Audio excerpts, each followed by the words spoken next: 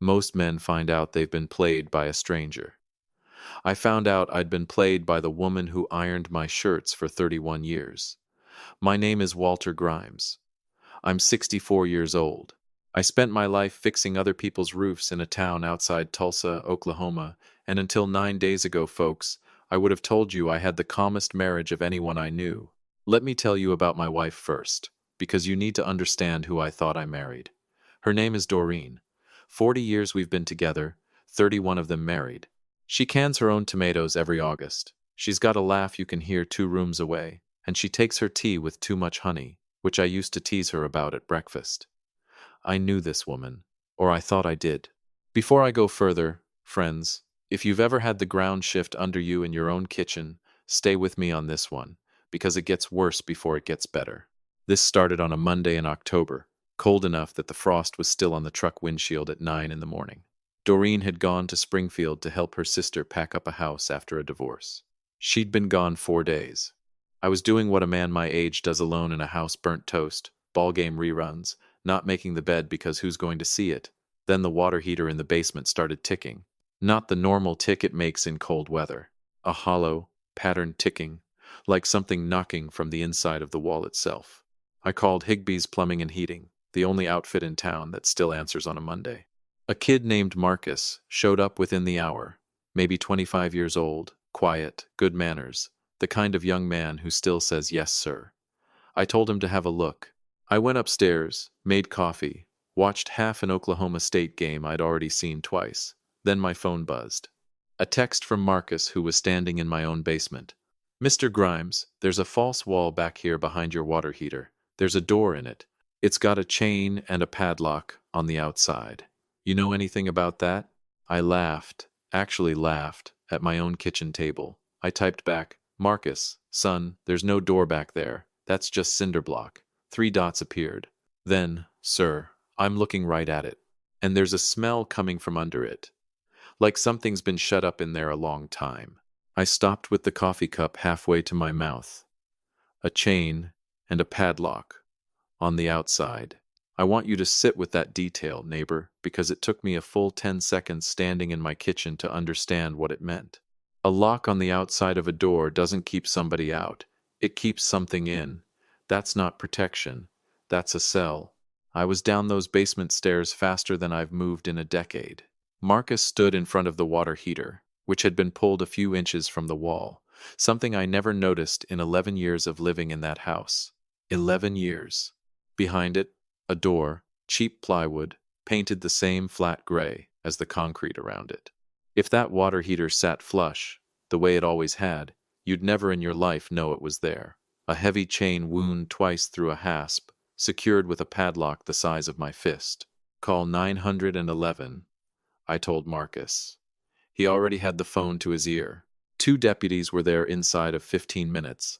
Out here in the county, that's just how long it takes.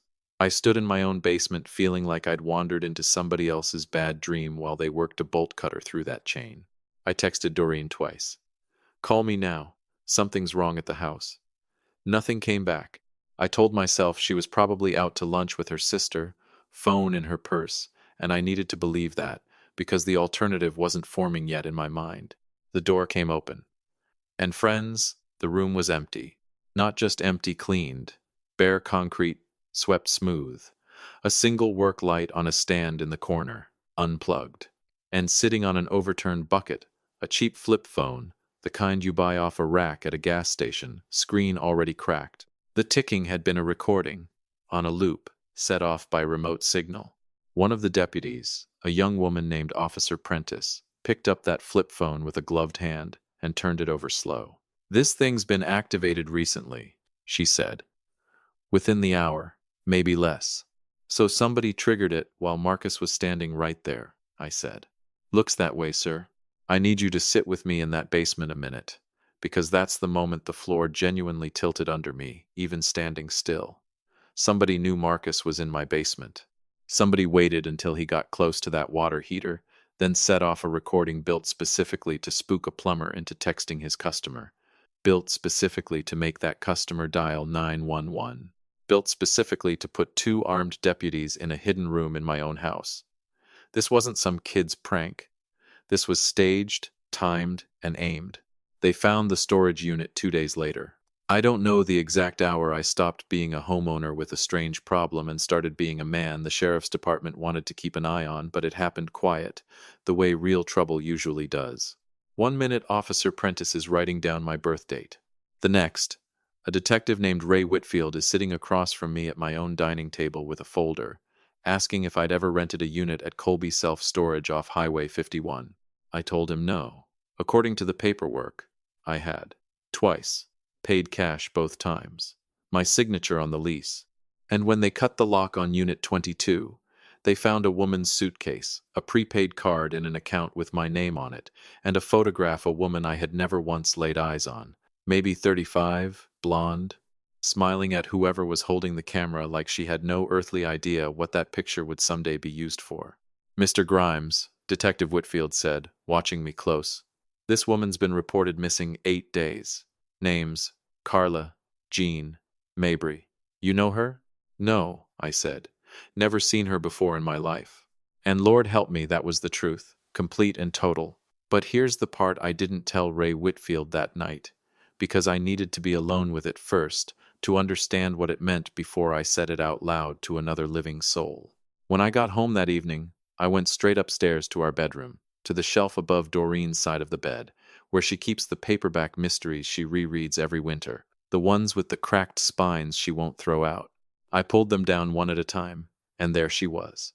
Carla Jean Mabry, a small photograph tucked inside the back cover of Doreen's copy of a book she must have read 15 times, a battered old detective novel about a woman who vanishes and is never found. I sat down on the edge of the bed we'd shared for 31 years, in a house that suddenly didn't feel like it belonged to me, holding a photograph of a missing woman my own wife had hidden in plain sight the whole time. And I thought back over all 40 years. Every anniversary dinner, every Christmas morning, every ordinary Tuesday evening where I'd watched her curl up with that same paperback, tea too sweet, completely at ease. How long had Carla Jean Mabry been tucked inside that back cover? How long had Doreen been building toward this? At 64, I figured the worst thing that could happen to a man was his knees giving out or his mind starting to slip. Turns out the worst thing is finding out the woman who slept beside you for 3 decades was never really there beside you at all. I need you to understand where my head was after that. It had been 5 days since Marcus texted me from my own basement. 5 days since 2 deputies stood in a swept-clean room looking at me like a man who needed watching. 5 days since Ray Whitfield started coming around, sometimes with questions, sometimes just parked down the block in an unmarked sedan like I wouldn't notice. I noticed him. I'm 64, not senile. Doreen came home from Springfield the day after the basement business. I hadn't told her everything over the phone, just that something bad had happened and she needed to get back. When she walked in the door, she looked exactly the way a frightened wife ought to look. Wide eyes, both hands on my face. "Walter, what in God's name happened? Are you all right?" And I'll tell you honestly, for about half an hour, I believed her completely. She cried when I showed her the room downstairs. Real tears, or tears that looked exactly like real ones, and to this day I couldn't swear there's a difference. She held onto my arm while I told her about the chain, the recording, the flip phone. She said all the right things. "This is terrifying, Walter. Someone did this on purpose. Should we call a lawyer?" That question. Should we call a lawyer? At the time, I took it as her looking out for me. I understand now it was something else entirely. The storage unit is what cracked her, but only for a heartbeat. When Detective Whitfield came back 4 days later and told us both about Unit 22 at Colby Self-Storage, I watched my wife's face. Most people wouldn't have caught what happened. It lasted maybe half a second. A little frozen stillness, like a picture on an old television losing signal for just a blink before it comes back. Then the tears returned, right on schedule. "Somebody is trying to ruin my husband," she said, gripping my hand across the table. "This is obviously somebody setting him up. Walter has never been near that storage place in his life." Whitfield looked at her, then at me, then back at her. "Mrs. Grimes," he said. "Careful. How are you so sure it's obvious?" She didn't hesitate. "Because I know my husband." I turned that sentence over in my mind 100 times in the days after. She didn't say I would never do such a thing. She didn't say it was impossible.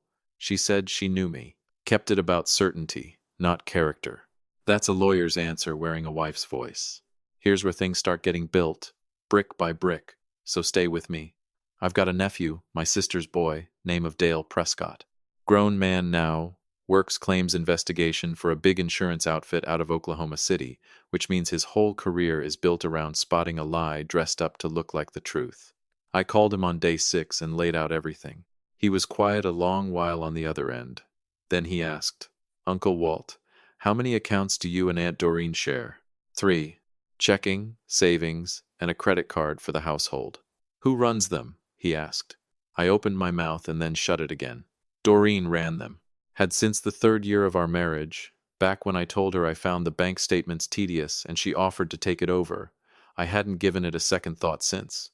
Why would I have? The mortgage got paid, the savings grew a little every year, everything ran fine. Pull every statement you can get your hands on, Dale said. Go back at least 6 years. I pulled 8. What I found didn't jump off the page and scream at me. That was the cleverness of it. No big withdrawals, no wire transfers to some foreign bank that would set off alarm bells in a movie. Instead, small, patient, quiet movements. $80 here, routed to an account I didn't recognize. A recurring charge to a business name I'd never heard mentioned once in 31 years. A cash withdrawal every couple of months, never quite enough to trip a reporting requirement. Over 8 years, it came to just above $54,000. $54,000 slipped out so quiet I never heard so much as a whisper.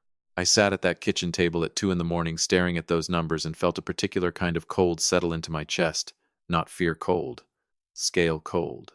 Because this wasn't a woman who woke up one bad morning and made a decision.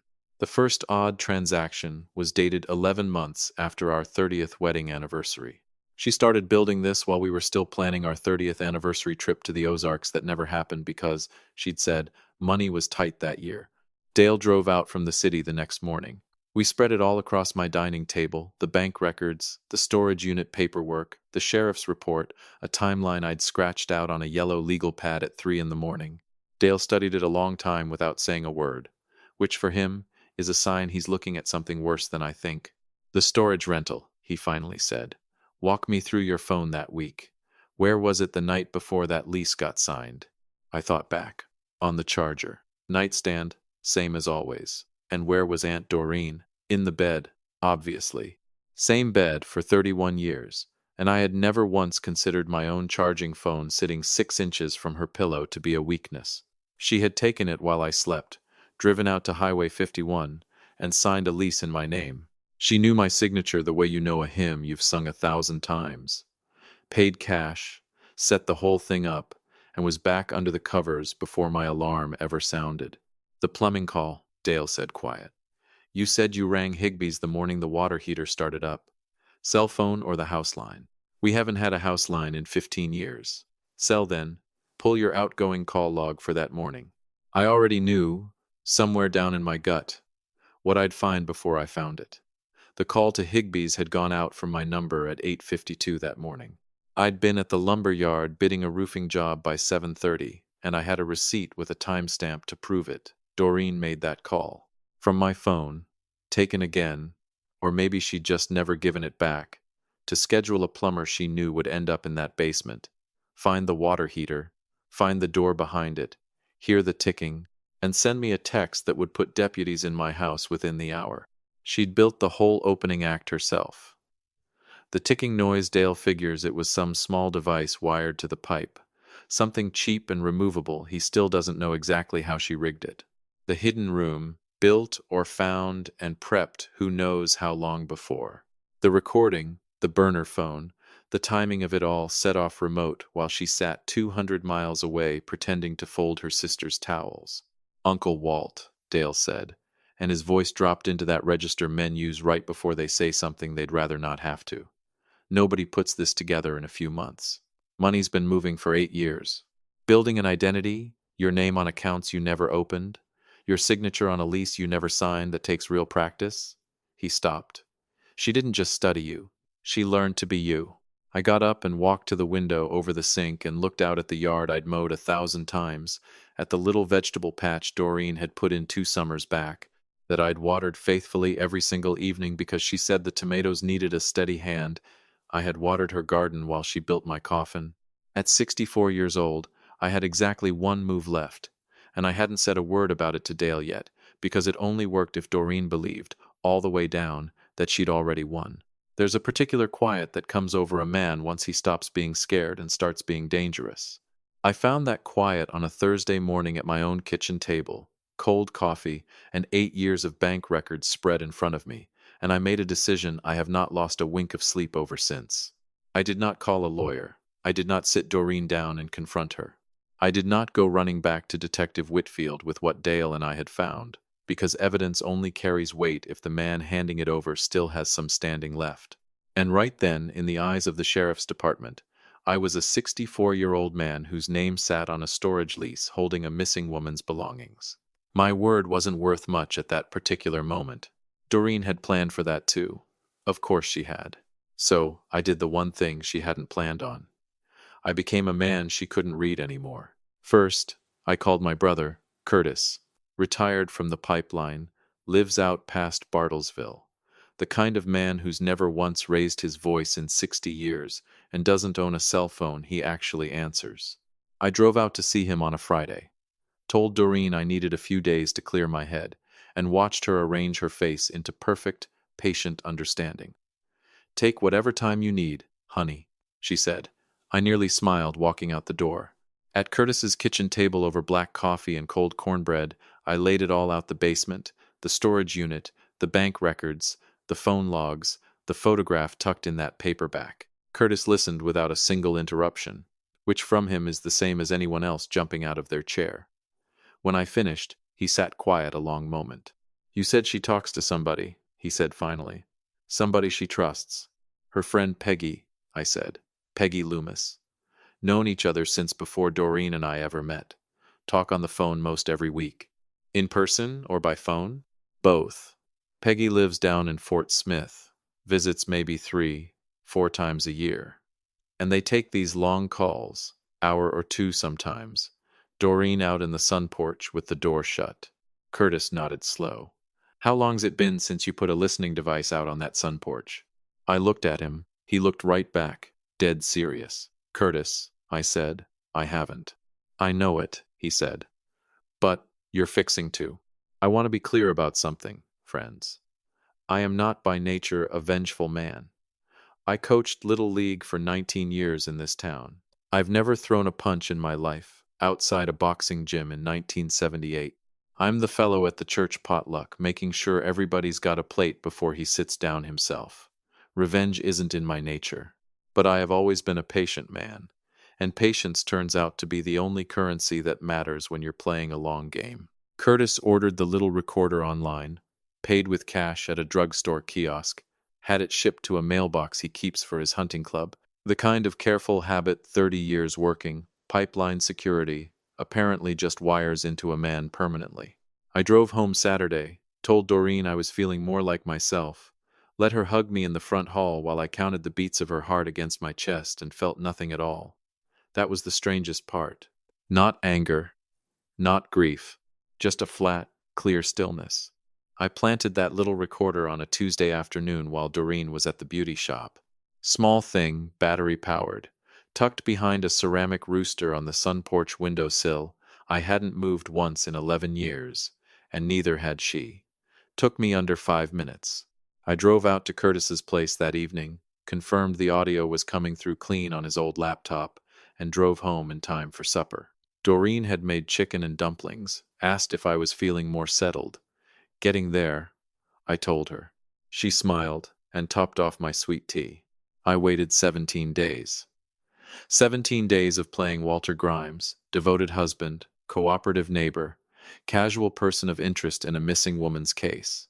17 days of answering Whitfield's questions polite as Sunday school, of letting Doreen hold my hand in front of him, of watching her perform worry so smooth that even I had moments, brief and dizzying, where I wondered if I'd dreamed up the whole thing out of grief and old age.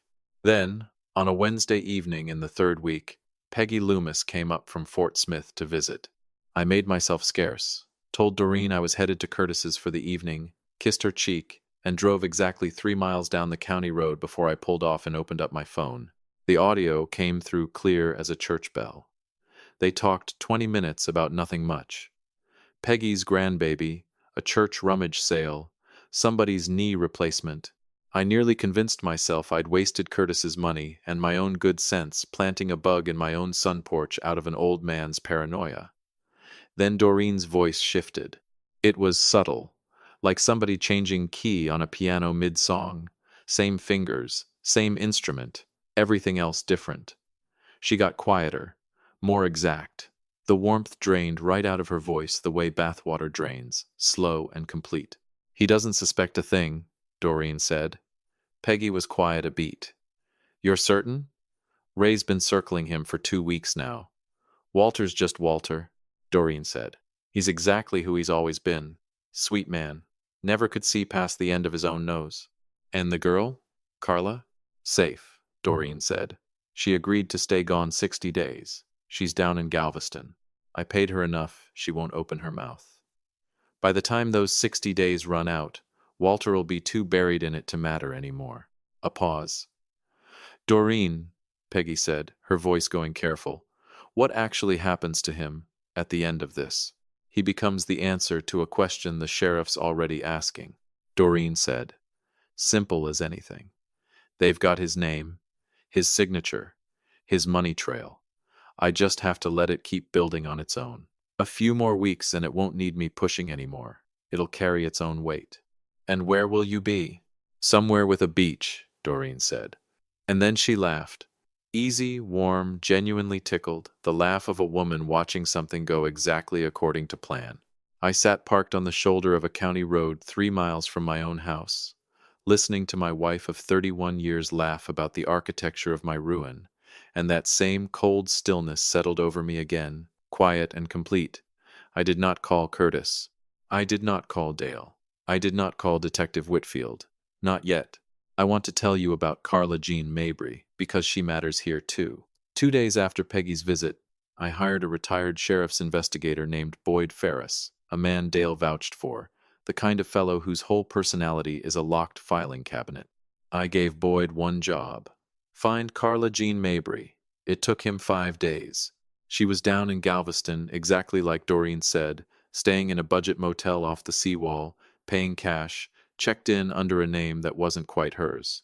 Boyd got photographs, got her talking on the record, got a signed statement from a woman who, it turned out, hadn't fully understood what she'd agreed to and was considerably less comfortable with the arrangement now that a retired lawman was sitting across from her, explaining the word accomplice out loud. Carla Jean wasn't a criminal. Not really. She was a woman who needed cash bad enough to make a terrible choice. She told Boyd everything how Doreen found her, what she'd been promised, how she'd been coached to stay gone the full 60 days. She signed that statement with a shaking hand and cried a good 10 minutes after. Boyd sat with her the whole time, because underneath the filing cabinet exterior, the man's got some decency in him.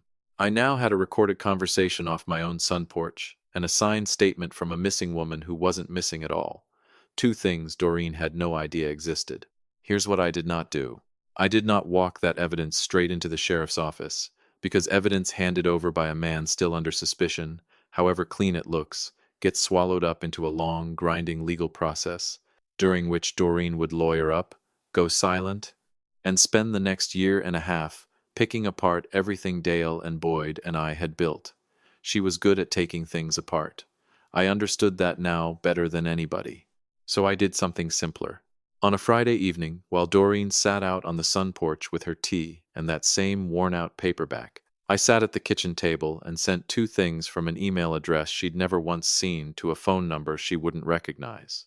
An audio clip and a photograph of Carla Jean Mabry, alive, standing on a Galveston sidewalk holding up that morning's newspaper. No note, no name, no explanation needed. I shut the laptop, rinsed my coffee cup, and went up to bed. She came upstairs about 40 minutes later. I watched through half-shut eyes as she stood in the bedroom doorway a long moment, phone still in her hand, completely still. In 31 years, I had never once seen Doreen Grimes stand that still. She was always moving, always tidying, adjusting, managing something. She stood in that doorway, like a woman who'd heard a sound she couldn't place. Good. The next morning I drove into town and laid Boyd Ferris's full report right on Ray Whitfield's desk, the statement, the photographs, the bank records, the call logs, all of it clipped neat into a folder, because I was raised to be a thorough man. Whitfield read for the better part of 10 minutes without lifting his head. "Mr. Grimes," he finally said. "Ray," I said, "I believe we both know I never signed that storage lease." He looked at me a good while, then reached for his phone. Doreen was arrested on a Tuesday morning. 12 charges, including fraud and obstruction, walked out of our own front door in handcuffs at 8:15. Cold enough that morning you could see your own breath hang in the air. I watched from the porch. She looked back at me once, just the one time, as the deputy walked her toward the car, and for the first time in 31 years, I couldn't read a thing behind her eyes. Couldn't find the calculation. Couldn't locate the woman who'd studied me the way a forger studies somebody else's signature. She just looked at me, and I nodded. Because here's the thing Doreen never once understood about me, the one miscalculation sitting at the center of her whole careful plan. She'd spent years watching everything I did where I went, how I signed my name, how sound I slept at night. She never once thought to wonder what I was thinking. At 64 years old, I'm not a man who makes speeches or slams doors on his way out of a room. I don't need the last word. I only ever needed the last move.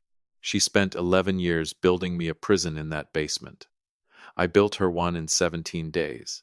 Somewhere behind a locked door now, Doreen Grimes has all the time in the world to think on the husband she figured she had completely worked out. She knew my signature better than her own. She never once knew what was underneath it. And that, friends, was always going to be the one thing she got wrong.